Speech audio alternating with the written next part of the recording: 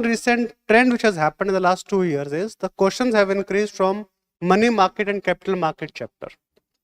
Earlier, we would hardly see any question from bonds, convertible bonds, treasury bills, hardly any question. But in the last 2 years, a lot of questions have come.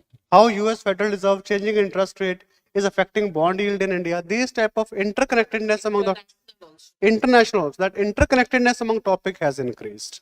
And in the last 2 years, hardly any question from agriculture, nothing from infrastructure, nothing from industries. 3-4 chapters giving almost 15-20 questions. So that's like we can focus on certain areas, do intensive work on them instead of doing like covering more number of areas, but like focusing not on just 1 or 2 topics. Welcome to Shubhra Ranjan IAS. I am Aman Soni and I'll be discussing the economy portion of UPSC CSE 2023. First of all, I would be asking you, how are you? How are you doing? Rather, welcome to Unpredictable Service Commission. It appears like UPSC is going towards CAT.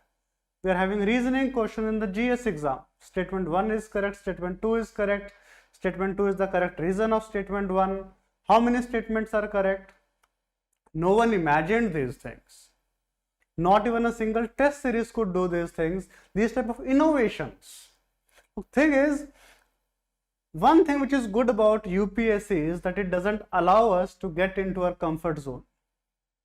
All aspirants, even the teachers, including me, including the teachers, they had got into their comfort zone of able to get the questions correct by elimination. Rather, institutions will be teaching elimination techniques. This year, there is nothing called elimination.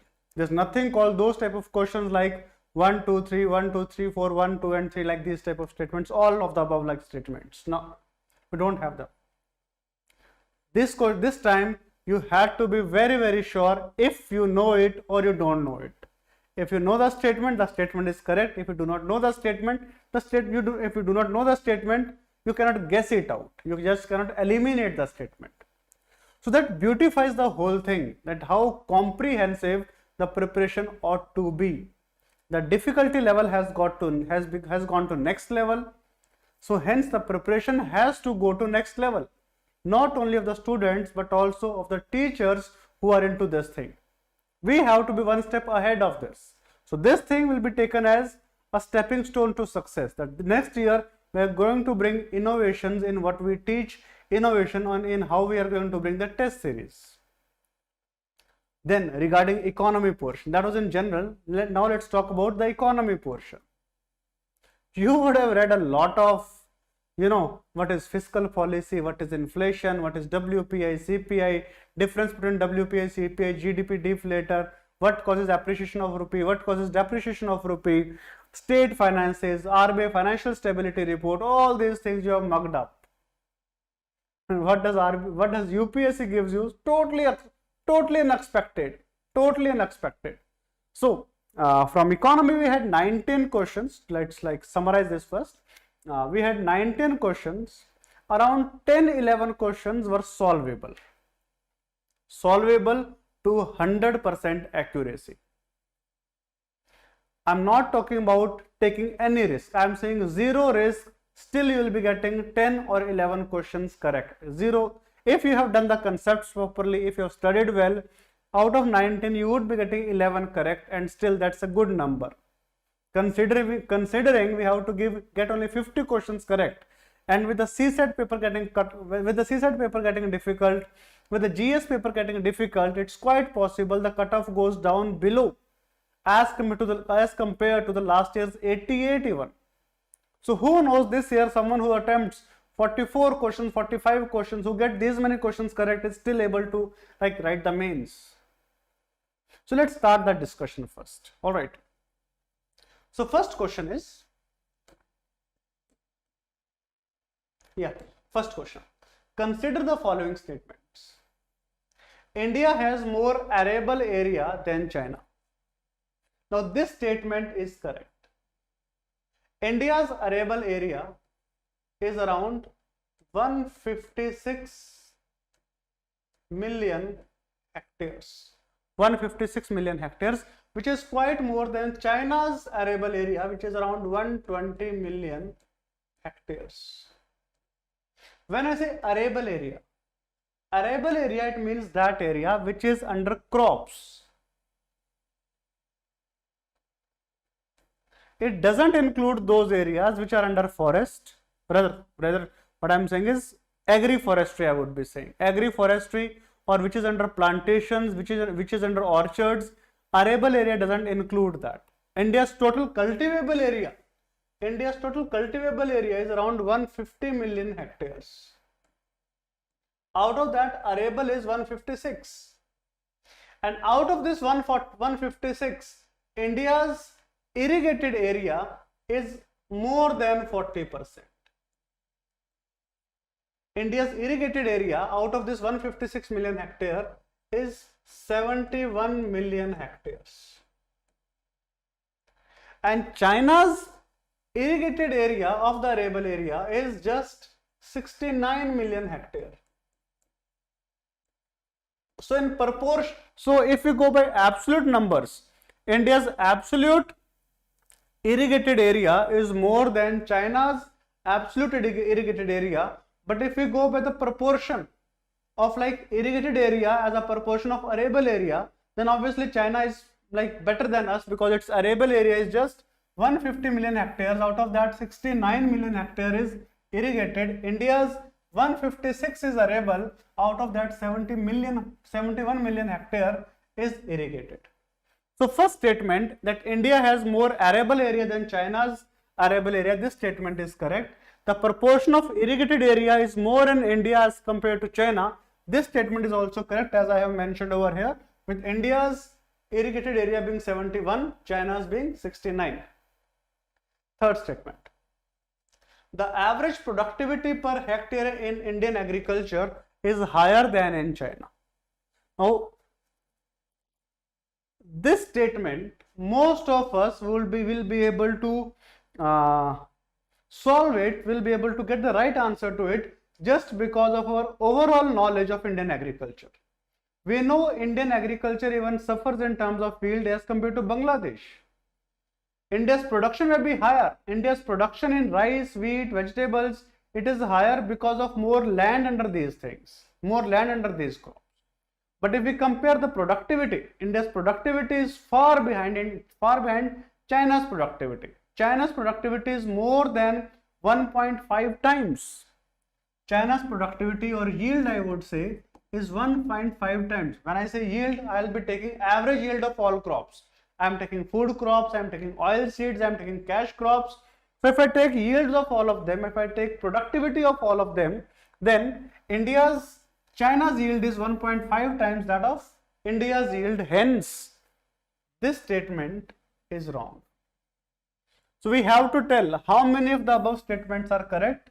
Answer is B, that only 2 of the above 3 statements are correct. These type of questions, they give us a liberty of actually guessing. If someone knows out of these 3 only 2, he would be going for a guess. Let's go for 2 is correct. He is not worried whether 1 and 3 is correct, 2 and 3 is correct, 1 and 4 is correct. Nah. He is worried about only 2 is correct. But that guessing on these lines will be a huge risk. If I would have been at your place, I would be really minimizing my options, minimizing my attempts. Because I know, seeing this type of question paper, everyone would have fallen flat. What's this? What do I do now? The people, the aspirants who are mentally weak, they would just give up the exam. In the first 10 minutes, first 10, 15 minutes, seeing the first 10 questions, they would be just giving up. No, it's not possible. So all those people who survived this question paper, all those students who fought with this question paper in the 2 hours, they would have actually found the easier questions. In this paper, we had multiple easier questions. We just had to find them out, solve them. So it actually checked the mental toughness of the aspirant more than, the attitude. It checked actually the attitude of the person in comparison to the aptitude of the person. More than the content, the knowledge, this question paper, it actually checked how much strong a person is in terms of adversary. All right, let's continue.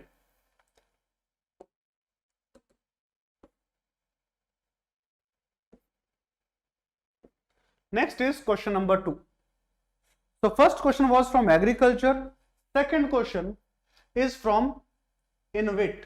Now, most of the time INVIT would not be even taught in class. INVIT is not even practiced by those people who are actively into investing. People who are investing, they would talk about shares, bonds, debentures, futures and options. INVITs, very few people know it. UPSC aspirant, yes, they would know a little bit about it because of asset monetization. That INVIT and REIT are like two innovative methods of getting asset monetization. But how deep the UPSC would go to ask a question like this, that's like too much. The options were too much.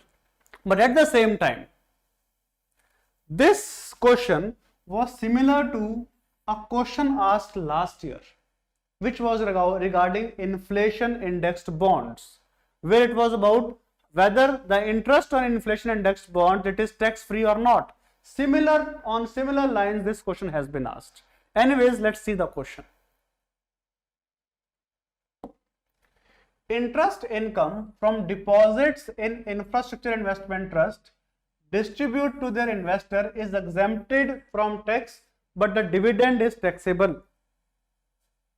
Look, whatever income we have from INVIT, whether it is dividend, whether it is interest, or whether it is rented income, right? We have like three incomes. We have dividends, interest, rented income. On all three of them, the investor had to pay tax. On repayment of debt was brought under taxation from the budget of 2023, right? So from this year's budget, the repayment of debt under INVIT is also under taxation. Again, this question is similar to one more question asked long time back, where in the budget government had changed LTCGT, long-term capital gains tax, was there in the budget. A question was asked in the budget. Similarly, a taxation change was brought under INVITs, where now under repayment of debt is also under taxation. Therefore, this question has been asked in this year's budget. But obviously, as an aspirant, as a student, it is too hot to handle, too much to know, right? That can we relate so much? All right. So again, dividend, interest, rental income, they come under taxation. It says interest income is exempted from taxation, but the dividend is taxable. This statement is wrong because interest income is also taxable, dividend is also taxable. So statement 1 is wrong. Then second, INVITs are recognized as borrowers under SARFAESI Act 2002. Now there was a change in the budget of 2021. In the budget of 2021, it was mentioned that if we have pooled investment,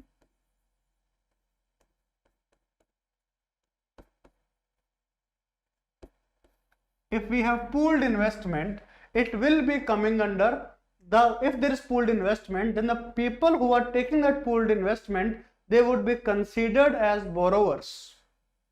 And if they do not pay the return on time, if they do not return the payment on time, then the investors, they can sue or they can file up a case of default against the borrowers.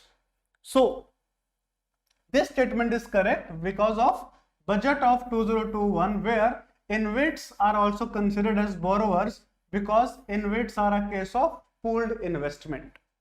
So statement 2 is correct, statement 1 is wrong. So hence comes the options. Statement 1 is incorrect and statement 2 is correct. Answer is D. Alright. So statement A is not correct because both statements are not correct. Both statement 1 and 2 are correct, hence B is also wrong, A is also wrong. Statement 1 is correct, this is also wrong. We are left with option D, where statement 1 is incorrect, statement 2 is correct. You see the diversity. First question was from agriculture, second comes from money market, capital market. Of late, the questions from money market and capital market have increased. This thing I mentioned in the introduction of the QEP series at Shubhranjan IAS. That of late, questions from bonds, debentures, money market, capital market, they have increased. Last year, there was a difficult question on bond yield, a question on inflation index bonds. This year, they have increased the difficulty level, where the question is from INVIT, the question is from beta. So let's continue the discussion actually.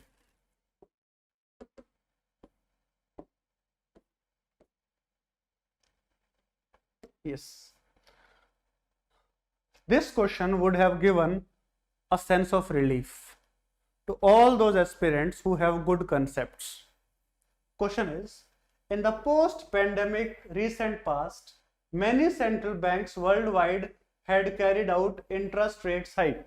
This we know. This was mentioned in economic survey also. This was mentioned in the newspapers throughout the year, that whether it is US central bank or it is like UK central bank, any central bank, Indian central bank, they have increased the interest rates. Why had they increased the interest rate? Is because they wanted to control inflation, which was happening because of increased crude oil prices. So this statement is correct. And why were they doing it? Because central banks generally assume that they have the ability to counteract the rising consumer prices via monetary policy means. This statement is correct. Both the statements are correct at the same time. Statement 2 is the correct explanation. It's the correct explanation of statement 1. Hence, answer is A. For this question, answer is A. Let's move to next question. Again, I would just give a verdict. This question not solvable. It was a difficult question. If I had been at your place, I would leave it.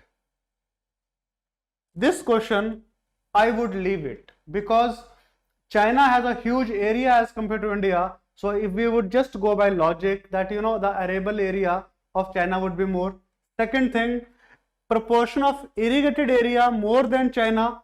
This we would think highly remote chances, because India's rain-fed agriculture is 60, rain-fed area is 60%, irrigated is just 40%. And we think China being much ahead than us in terms of public infrastructure, in terms of basic infrastructure. So we generally assume that, you know, the irrigated area of China would be more than us. So general tendency would be to mark this as wrong, to mark this as wrong, and mark this as wrong. So general tendency to mark this question would be like none. But as we have seen in the discussion, what's the opposite, right? Then this question, I told you it's difficult. I would have been at your place, I would leave it. Third question, easy question, I would do it. So third question was an easier one. Let's come to the fourth one. Carbon markets are like, this is like one of the questions of environment being stuck into economy portion, right? Carbon markets are likely to be one of the most widespread tools in the fight against climate change. Yes, carbon markets, they have come up because of, you know, environmental issues coming up, where like earlier the carbon markets were between developed countries, developing countries, where the developed countries would be buying carbon credits from developing countries because they were like polluting more, and at the same time they tried to help the developing countries by providing them help, monetary help, so that they could get better technologies. The developing countries could get better technologies to like to go towards renewable energy, to go towards reducing emission also. So carbon market is, yes, one of the most widespread tools in fight against climate change. This statement is correct. Carbon markets transfer resources from the private sector to the state. No, it doesn't work like this, because yes, if there was a statement like carbon tax is transferring the resources, I would agree. But carbon market is like between two companies. It's like if one company is polluting more, and in that case the other company is polluting less, the company which is polluting more, it would try to buy carbon credits from the company which is polluting less. All right, and if it is buying carbon credit, it would be paying like equivalent to the tons of carbon dioxide extra emitted, right? So this like it's not transferring resources from private sector to state, it is actually transferring resources from one company to another company or from one state to another state. From private sector to state, no, this is wrong. So statement 2 is wrong, statement 1 is correct. So statement 1 is correct, statement 2 is incorrect. Answer is C. Let's move to next question.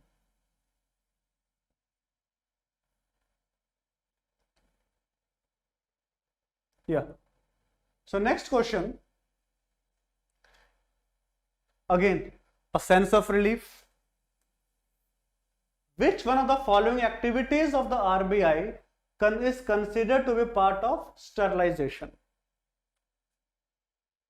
Generally, when we discuss managed floating exchange rate in the class, the concept managed floating exchange rate in the class, we tell that whenever we have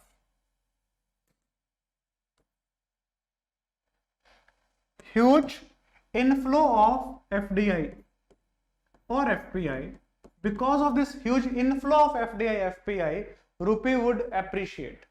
And this appreciation of rupee won't be good for exporters. Hence, the RBI has to intervene to stop appreciation of rupee. How can RBI intervene? So first of all, whenever obviously FDI is coming in the market, it means FDI would be giving its dollars to the banks and would be getting rupees from the banks. Then it would be investing those rupees, say, in the stock market. Now, because of these dollars, extra dollars with the bank, rupee would appreciate. To counter this, what RBI does? RBI buys these excessive dollars from the banks and infuses equivalent amount of rupees.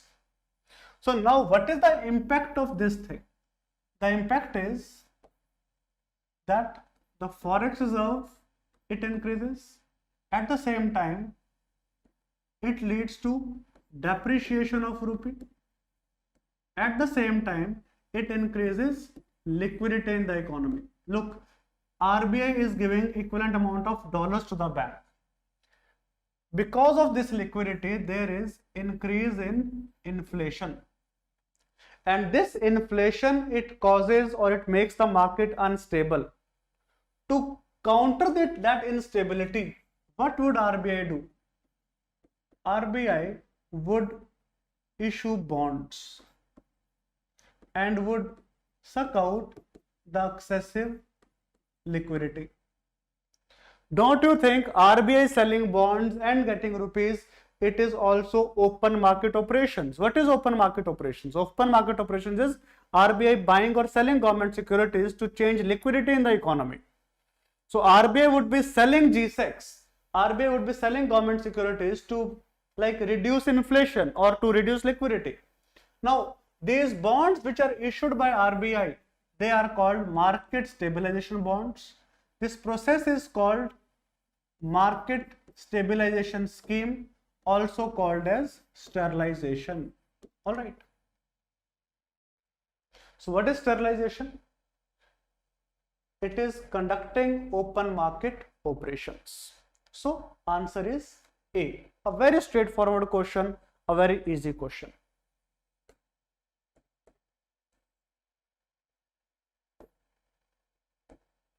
Question number 6. Again, question from money market chapter, right? Second question from money market chapter. Consider the following markets. Government bond market. When I say government bonds, that is government securities, generally they have a maturity period of 5 to 40 years. Treasury bill market, basically those government securities with a maturity period of less than 1 year. Call money market, again it's market for instruments of private enterprises as well as the government for a maturity period of less than 1 year. Stock market, it is for long term, right?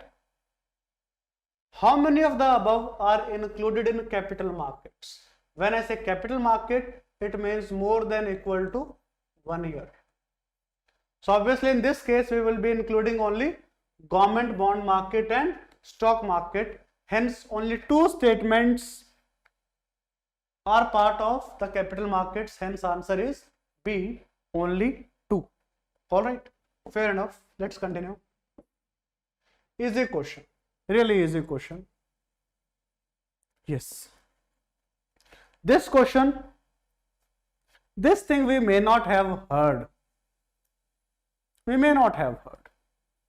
But thing is, this question was solvable through, I would say, common sense.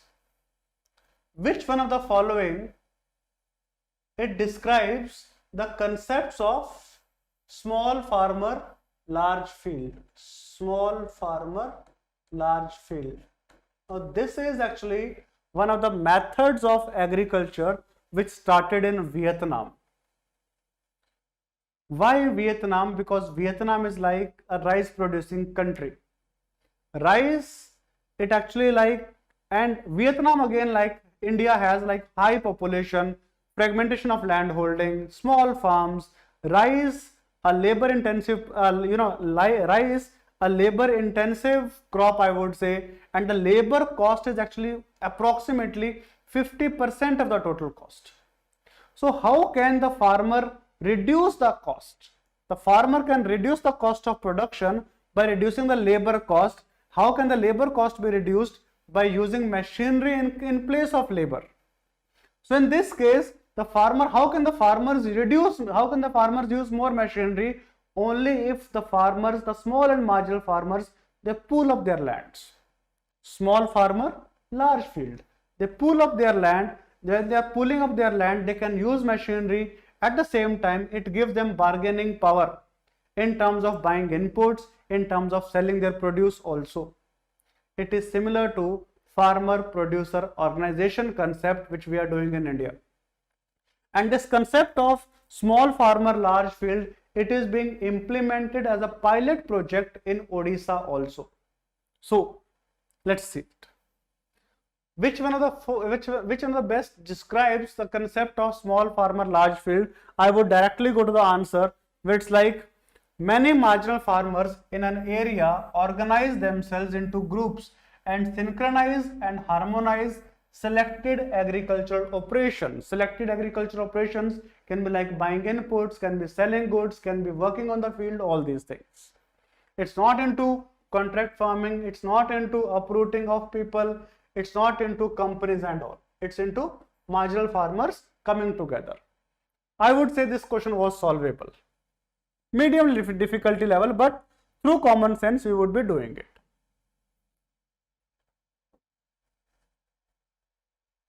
This question, yes, from agriculture. We know government provides MSP for Niger seeds, but whether Niger seed is a Kharif crop or Rabi crop, doubtable. Tribal people, they use Niger seed oil for cooking. Generally, even in urban areas, in rural areas, we use Niger seeds for cooking. So basically, tribals are a little bit backward than us, so they would surely be using it. They are more closer to agriculture as compared to people in urban areas or it's in rural areas. So by logic, I would say this statement is correct, this statement is correct, but I'm not sure about this, hence I would be leaving the question. But as I am here to discuss, so let's discuss. The government of India provides MSP for Niger seeds. Yes, this statement is correct. Niger is cultivated as a Kharif crop. Yes, it is correct. Because Rabi crop is hardly possible in tribal areas. That's another way of looking at things. Rabi crops are possible either because of western disturbances in northern India, or they are possible in those areas which are good in irrigation. So if Niger was a Rabi crop, there was hardly any chance of production, right? If it is being done by tribal, I would with logic would say yes, it is a Kharif crop. So but the fact is Niger is cultivated as a Kharif crop. This is correct. And some tribal people in India use Niger seed for cooking oil, for seed oil for cooking. It is correct. All three statements are correct. Answer is C. Whether I would be attempting this question or not, it actually depends on how I am faring in other questions. In that case, I would take a risk, a little bit logical risk, right? Difficulty level, a medium difficulty level. Yes. Consider the following statements. Here I have to tell you about intangible investments. Intangibles are those things which we cannot see, right? Which we cannot touch. So, which of the following? Consider the investments in the following assets. Brand recognition. Is it tangible or intangible? It is intangible. This is correct. Intellectual property, yes. Intangible. Inventory, it's a stock. We can touch it, right? Land, machinery, inventory, they are actually tangible assets. Tangible assets is land, machinery and inventory. Okay. Mailing list of clients, yes, it is also intangible assets. I have to tell you about how many of they are intangible assets. All three? Only two? We have three as intangible assets. Answer is C.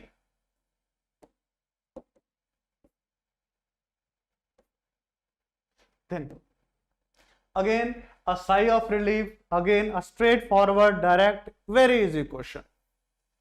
We have to tell out of these parameters which parameters were used for horizontal devolution of funds, which parameters have been given by 15th Finance Commission for horizontal devolution of funds.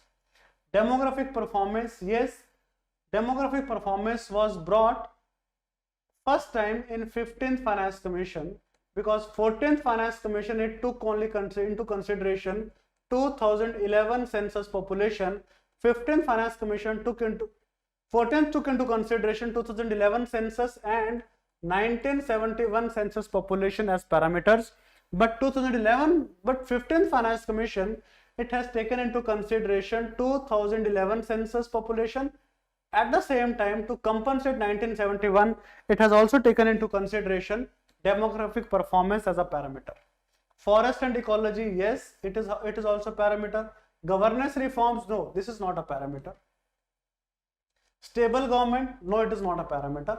Tax and fiscal efforts, yes, it is also a parameter for horizontal devolution. So we have three parameters. How many? Three. Yes, we have three parameters other than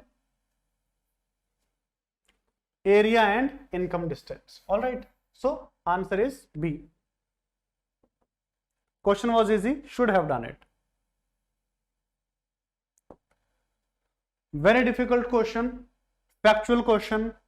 I'll just go through it because I cannot explain it. Why did it come in the UPSC exam? And there's no point of even discussing it over here. Consider the following infrastructure sectors: affordable housing, mass rapid transport, healthcare, renewable energy. How many of the above does UNOPS Sustainable Investments in Infra and Innovation initiative focus for its investment? Direct factual question. Actually, UNOPS, it focuses on affordable housing, healthcare, renewable energy, which includes solar and wind. A factual question, very difficult question.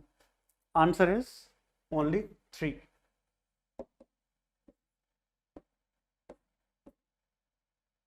Yes. This question I would go by logic.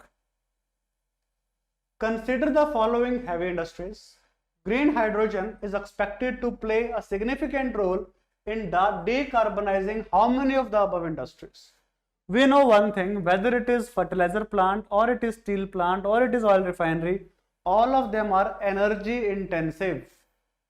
So green hydrogen is what? It is basically energy resource, right?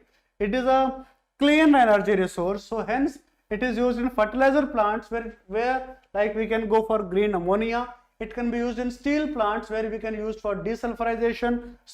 We can go in steel plants. At the same time, in oil refineries, it can be used for desulfurization of crude oil. So all three, green hydrogen has its utility in all three of them.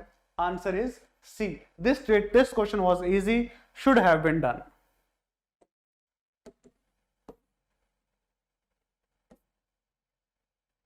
Again, G20 a question, it was very much in news, it should have been covered, right? The G20 group was originally established as a platform for finance ministers and central bank governors to discuss the international and financial issues. Yes, actually it was set up in 1999. G20 was set up in 1999 because of the Asian financial crisis. So they wanted actually that the larger countries, they come together to discuss the financial and international and financial issues.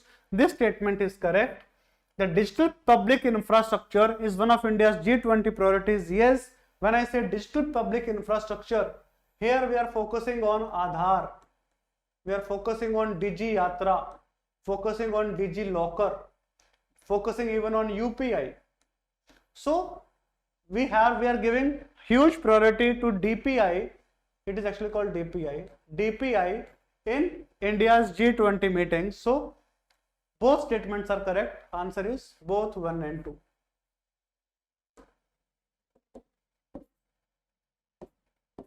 Next is question number 14.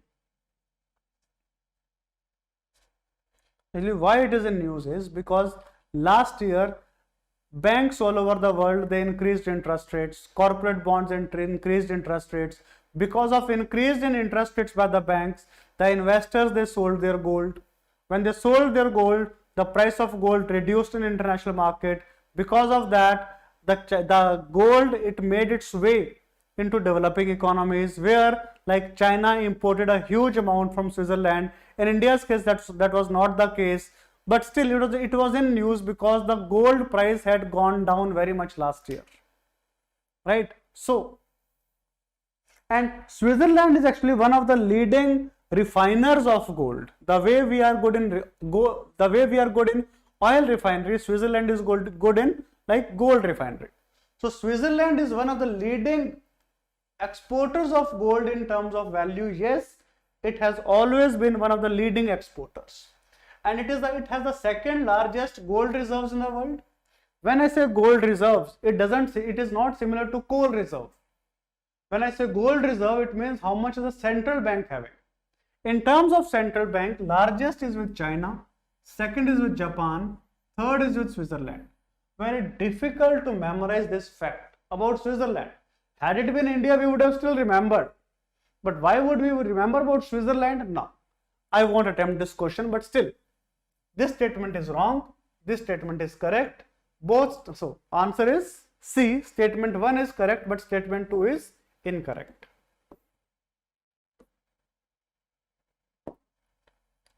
Consider the following statement, again highly factual.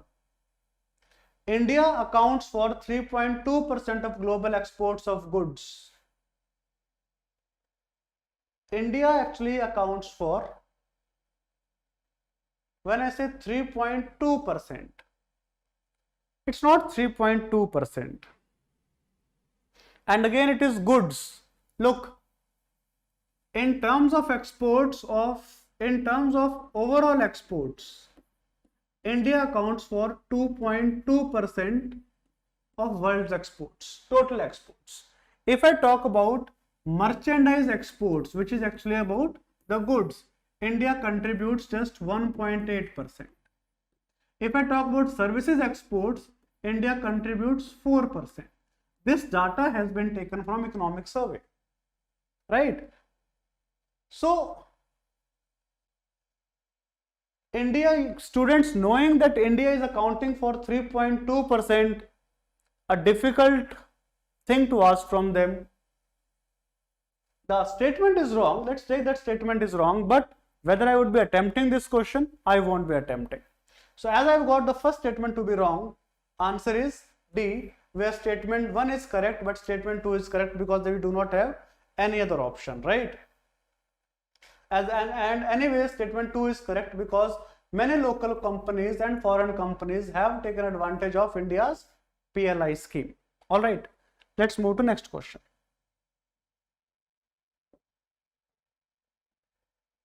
Yes. It is about PSL, it is about MSME. According to MSME Act, the medium enterprises are those with investment in plant and machinery between 15 crores and 25 crores. In the year 2020, the definition of medium enterprises, the definition of micro, small, medium enterprises was changed to include both the investment as well as turnover. So, what is a medium enterprise? Medium enterprise is where the investment is less than 20 crores and turnover is less than 100 crores. So here we are saying, what is MSME? Investment between 15 to 25? No, because if the investment goes beyond 20, it ceases to be a medium enterprise. Hence, this statement is wrong because it is crossing the definition given over here is actually crossing the threshold given by the Act. Second, all bank loans to MSME qualify under priority sector? Yes, as per RBI's guidelines on PSL, any type of loan given to MSME, it comes under priority sector. So second, statement 2 is correct, statement 1 is wrong. Which of the following statements are correct? 2 only. Answer is B. Let's move to next question. Again, easy question, because CBDC was in news, cryptocurrencies was in news, students would have prepared them thoroughly.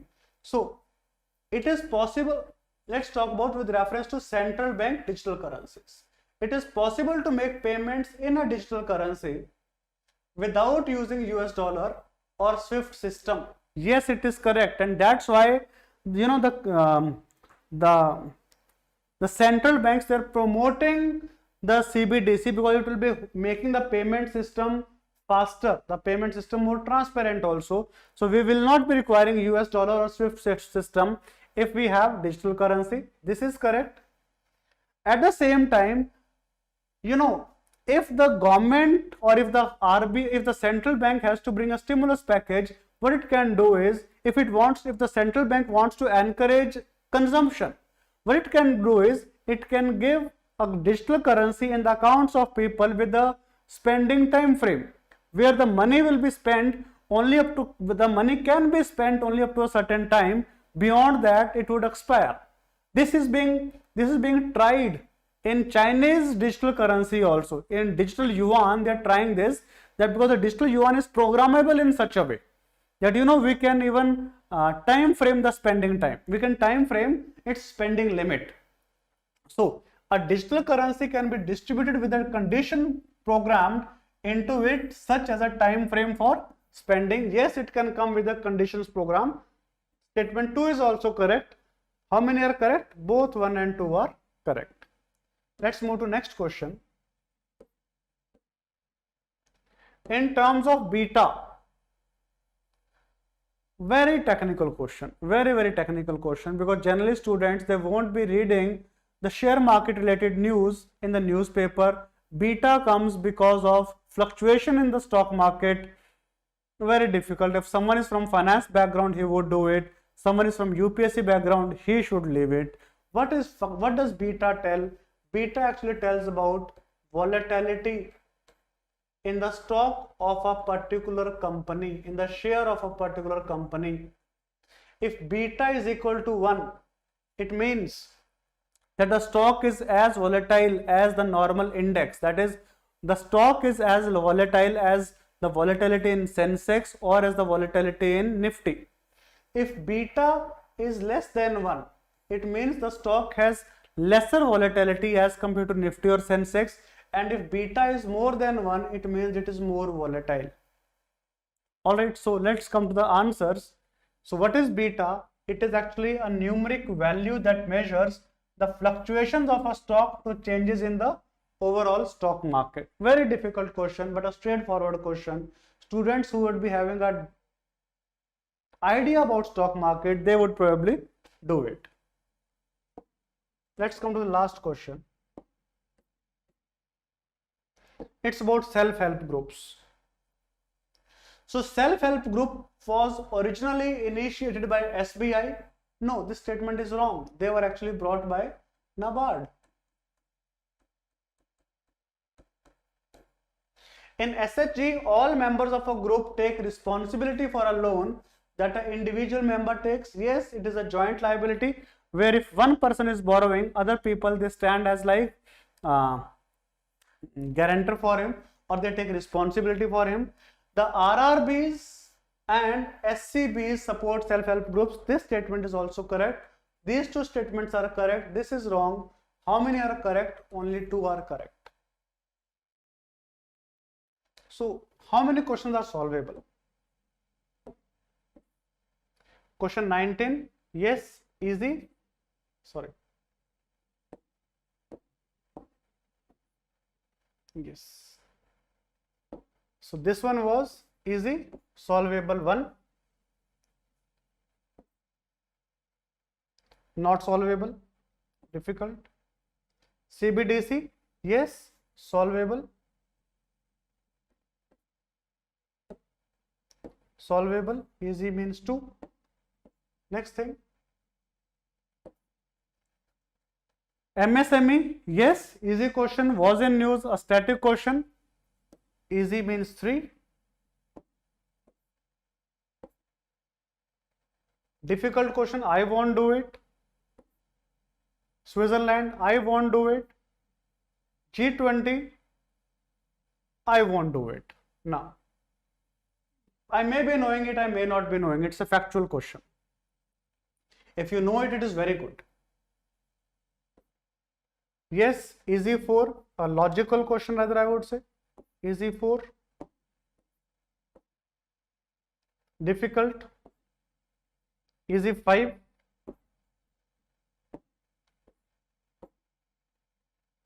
Easy question.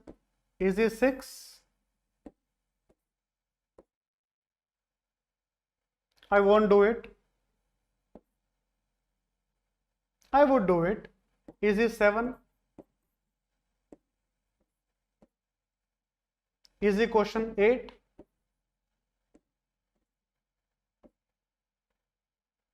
Easy 9. I would take it. Easy 10. Easy 11.